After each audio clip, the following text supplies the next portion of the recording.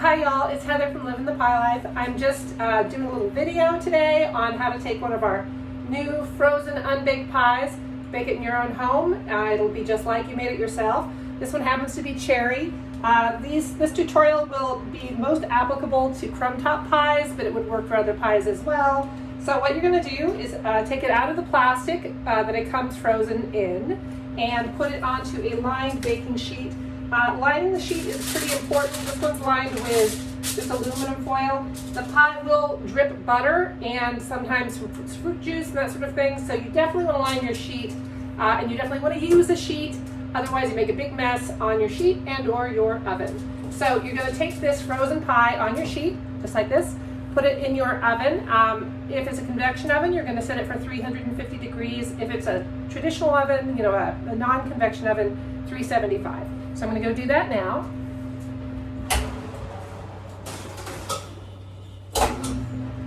And then I'm going to walk away. I'm done for at least 20 minutes. So I will see you in 20 minutes.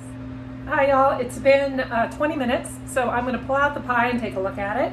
And I will show you what it looks like as well.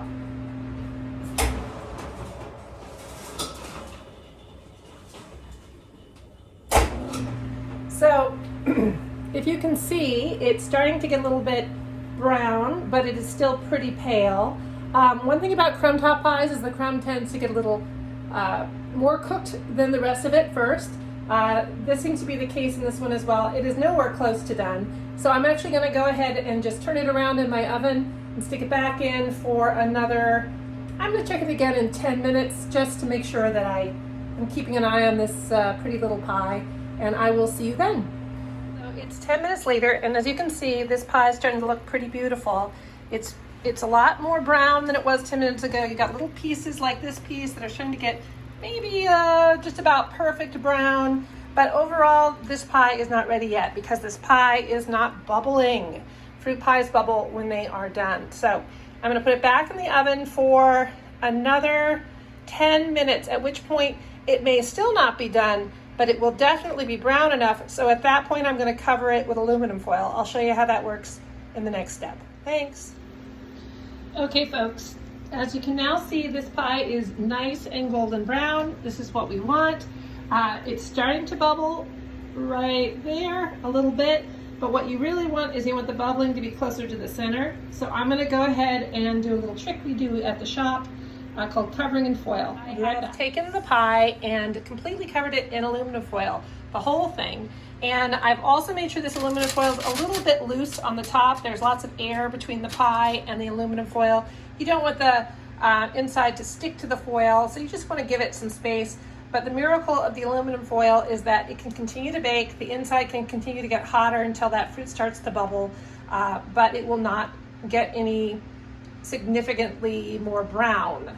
And so you'll keep that color which you want to have and get a pie that is thoroughly cooked through and will later be very, very delicious. So I will see you in 10 minutes. Here we are at the 50-minute mark. It just came out from 10 minutes of having the foil on it. And surprise to me, it is actually not yet done.